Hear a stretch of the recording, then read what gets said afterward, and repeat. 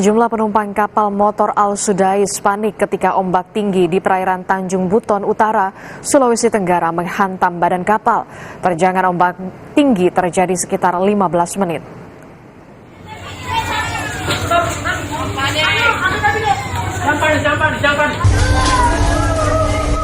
Video amatir ini diambil salah seorang penumpang kapal Al Sudais yang dihantam ombak tinggi di perairan Tanjung Buton Utara Rabu kemarin.